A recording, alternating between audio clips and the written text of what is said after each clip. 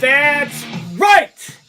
Welcome to the FTFL Weekly Update, and you are staring directly into the face of the brand new king of the FTFL. It is I, Brett Sieber, host of the show, and of course, owner of the king of the FTFL, the Hulkamaniacs, and there's not a single thing any one of you can do about it, because it's all right there in front of you, clear as crystal. I did it. I beat the final undefeated team this week, and I sit alone atop the mountain over the brand new landscape that is my kingdom, the Hulkamaniacs kingdom. Get used to it. It ain't going anywhere anytime soon. And what a week 4 was. We have skids that are continuing on. We have teams that are now looking to sell the farm. All sorts of shifting, changing, positioning, pickups. We're now heading into the first weeks of buys. So people now have to start figuring out, who am I going to have to sit? Who do I have to pick up? And injuries are continuing to pile up.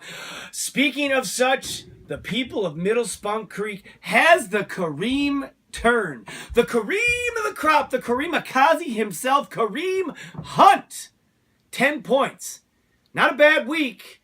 Scored 90 plus, but he lost, and the mystique is no longer. Injury struck hard to the people of Middle Spunk Creek this week. We'll see how they respond as well. Also, Sid Hagen, 2 in a row since you mishandled your Jimmy. Jeff Markser, 0-3 since the David Johnson injury and the David Johnson effect now continuing to take place.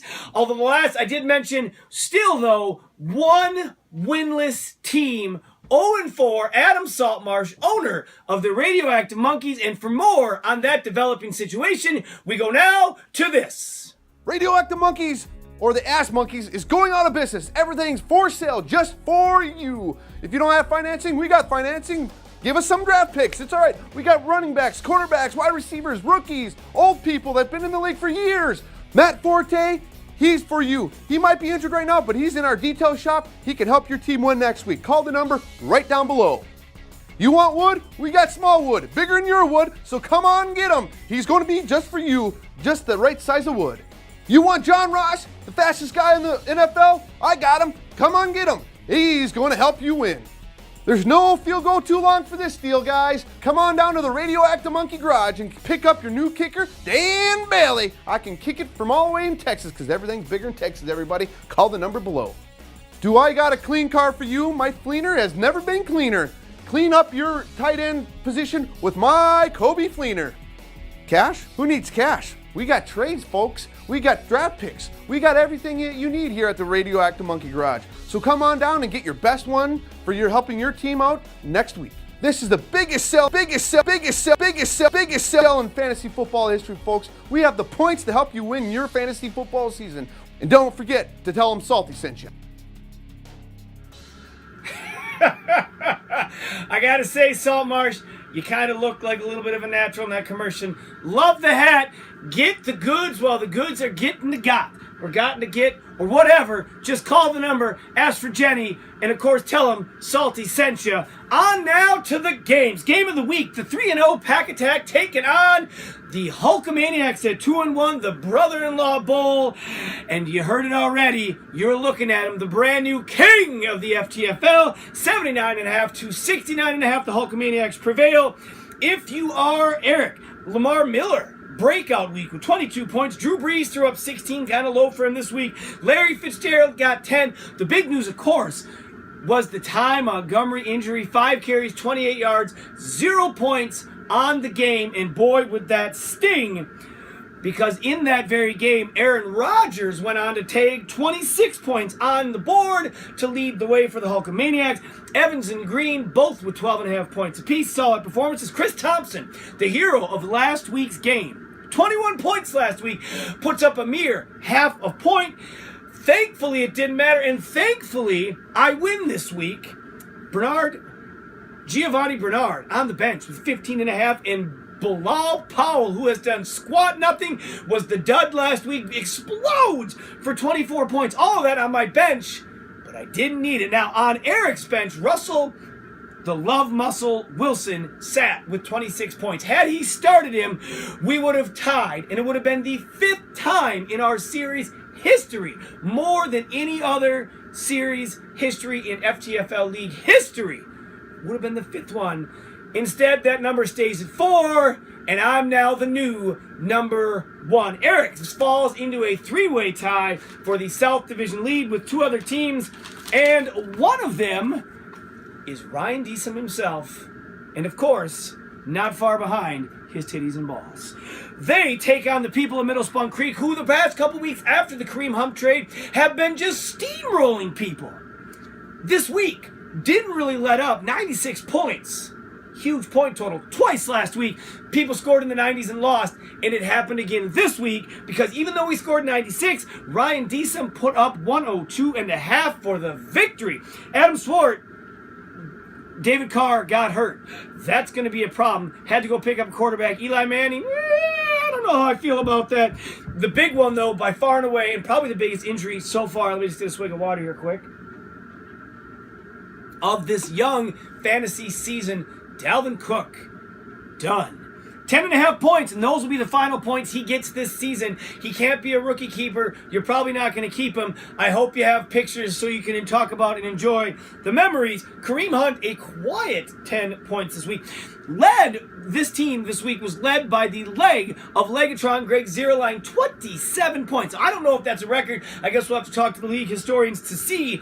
With Dalvin Cook out, with David Carr now ailing, he's going to have LeGarrette Blount and hopefully Doug Martin, who may not be in the best of favor with the Tampa Bay Buccaneers coming back from suspension. They're going to have to pick up the slack, and now you're going to have to see, can Eli Manning carry the mantle and keep the Kareem Akazi rolling forward, or will the people of Middle Spunk Creek slowly now find themselves drifting back to the middle of the pack? If you're decent, 5 people above 10, no one below 4, carried by Dak Prescott's 22, Jordy, who is one of my all-time favorites, Nelson with 18, and the Seattle defense chipped in 18 as well. He moved to 3-1, and part of that 3-way tie with Eric and one other team in the South. Swart finds himself now 1 game behind your king of the FTFL. Of course, that is me. Next up, Mana, 3-time champ Mana, continues to flounder against the Architect, who came into this at 2-1 and now are the 3rd team in the 3-way tie in the South Division at 3-1, 80.5 to 54.5. Just a blowout. The David Johnson effect continues to ripple through Jeff Marks's season. Leonard Fournette. Without Leonard Fournette, you might be 0-4. 16, the only one in double digits this week. 3 receivers in his starting lineup combined for 5.5 points. On the bench, Deshaun Watson, 34, Cam Newton, 32. Not in the starting lineup. Even if they were, it really wouldn't have mattered. They weren't going to make up enough points. He could have slid in Tyrell Williams along with that and maybe made up the difference, but that's a lot of woulda, coulda, shouldas. Bottom line, 0-3 since David Johnson went down, and your season rapidly disintegrating in front of you. If you're the Architect, quietly in first place, 3-1, and the 3-headed running back monster Ezekiel Elliott, Devontae Freeman, and DeMarco Murray put up 36 combined. You throw in the Lions defense of 12. Of course, they played against the very inept and now very injured Vikings offense, but you know, the points just keep adding up, the victories keep adding up. 3 in 4 weeks, on your way to 7. Things are looking good for Matt and the Architect. Now, this week, instead of the Magic 8 Ball, because we have just been wearing this thing out over the first few weeks, we're going to give it a break. We're going to set it back down. Another drink of water here. Just parched throat. Just not necessarily my favorite cup anymore. We're going to talk trades. 2 teams, the Radioactive Monkeys and Team Bazinga, have both basically said my entire team is now up for the taking. Now, of course, earlier this week we found out that Adam Saltmarsh offered Eric J.J. Nelson for nothing. Mind you, I went off on a tangent last week about a Sharpie and someone being written on the seat without even a vote. And here it happens again. For the 3rd time in this very, very young season, we have someone committing an act that has already been emblazoned on the toilet bowl seat, given a DSUM for, and that was offering someone for nothing. Now, Salty came back and said, well, I've offered 20 trades and none of them have gone through. Some questions the validity of that statement. And he also then went on to say that he offered JJ Nelson for nothing just to see if anyone was paying attention. Now, the counter to that is, then why revoke it? If you're just seeing, then let it go through and see where this goes. No, instead you revoked it, which leads us to believe that you just weren't paying attention. Now, I had 2 separate individuals come to me this week and say, hey, tell your brother to stop offering me trades as if he's Adam Saltmarsh. And I thought that was odd that not 1 but 2 people felt the need to tell me that my brother was offering Adam Saltmarsh like trade. Now, we all know that when you offer a trade, of course, it is a start of a conversation.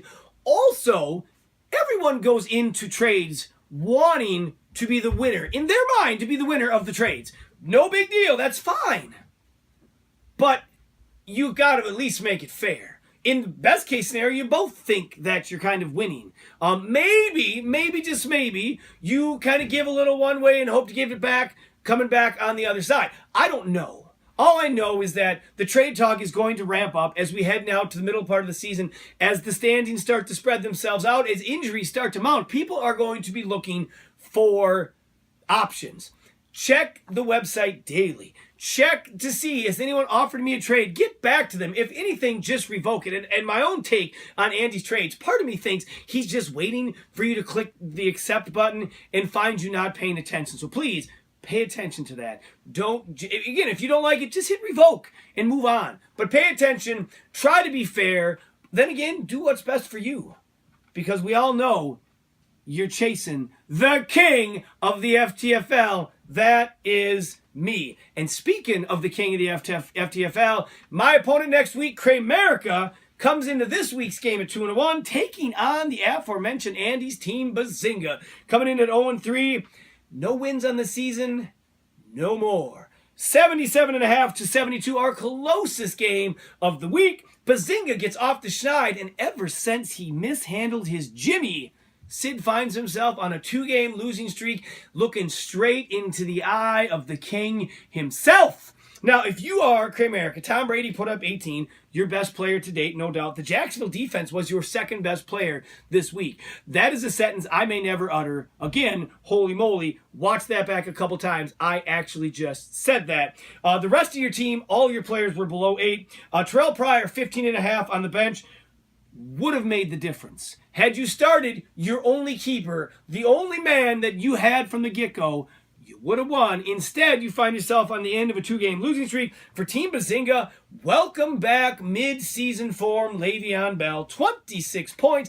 That's the kind of production that will definitely add more numbers in the win column and keep you out of the loss column. Marcus Mariota with 14, although did tweak his hamstring. Jordan Howard with 11 has a bit of a shoulder issue. Julio Jones got injured this week. I mean, my goodness gracious. Here we have the people in Middle Spunk Creek whining and crabbing about, I only lost because people got hurt. Take a look at Team Bazinga.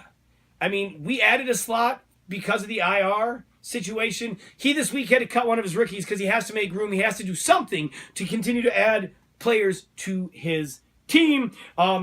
He did survive his 3 starting receivers combining for 6.5 points. Again, part of that was Julio coming out of that game early. Amari Cooper has been an absolute bust-a-palooza. Then again, so has the Oakland offense. And speaking of Oakland, I believe the Marshawn Lynch experiment is over.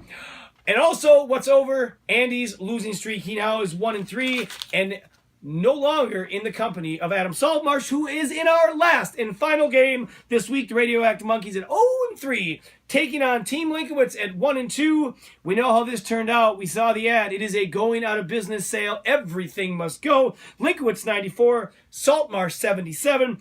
Again, if you're John Linkowitz, showing the patience in Todd Gurley, keeping him. Now, maybe not a lot of options, but holy cow, 27.5. This dude is absolutely blowing things up, and he has carried John now back to 500 and to a respectable level that we may have not seen. At this time last year, John and I think we're both without a win. We are combined 5-3 right now. At the 6-week mark, we were a combined 2-10. Boy, how a year makes all the difference. Kirk Cousins 22, Steven Gostkowski 16, and that was really all he needed. Now, Saltmarsh did have 5 in double figures, including Hopkins at 17, the Pittsburgh defense at 16, Michael Thomas 14, Sammy Watkins half a point, Melvin Gordon half a point, Colby Fleener, who I've talked ad nauseum on the show, 1 point. There's your difference. And every week it seems to be someone different for Saltmarsh, either not performing or just not playing the right guy. It has been a season full of bad luck, thus the going out of business sale. Again, sounds like some really sweet deals. Tell them Salty sent you. All right, moving on. We're going to wrap this week's update to put it to bed. The stud of the week, Todd Gurley, 27.5. He has 92 on the season. That is only a few points behind Kareem Hunt's 96.5. When all the talk across the league has been all about Kareem Hunt, where maybe instead it should slowly be shifting to Todd Gurley. Dud of the week, Jay Ajayi. 2.5 points. On the season, he has 12.5. Now, he's played 3 games, not 4, of course, because of the hurricane, but for the very first overall pick. Now, Eric is 3-1 in spite of that. But this week, lost by 10, 2.5 points from your first pick. Not going to get it done, Jay Ajayi. You are the dud of the week. Decent update. I mean, this is just kind of turning into a broken record. Saltmarsh, you can't offer somebody a trade for nothing in return. You're going to end up on the toilet seat. It's uncanny. I don't know what else to say. This is the third time that we've seen a repeat decent offense already in 4 weeks. Why have this, people, if we're not even going to look at it? Please, it's right here. They're all there. Look, maybe next week. You know what I'm going to do? Next week, we're going to read off all of the offenses. And then please write them down. And before you make any move, think to yourself, no, don't even think. Just look at the list. Next week, we're going to read all of them. That I promise. And boy, going to be some good times, some good laughs as we roll into week 5.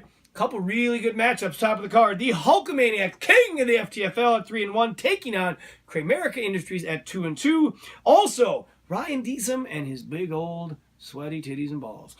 3-1, taking on Team Linkowitz at 2-2. The Architect at 3-1, taking on the people of Middle Spunk Creek, looking to climb back in the win column at 2-2. Pack Attack 3-1, taking on Mana, 3-time champ. I can't find a victory, Mana. And lastly, the winless Radioactive Monkeys at 0-4, taking on the newly hot Team Bazinga at 1-3. Again, thanks for tuning in this week. As we sign off tonight, I got a song. 1, it's for you, Adam Saltmarsh. 2, for all the Tom Petty fans out there. Till next time, this is Brett signing off in the weekly update. We'll see ya.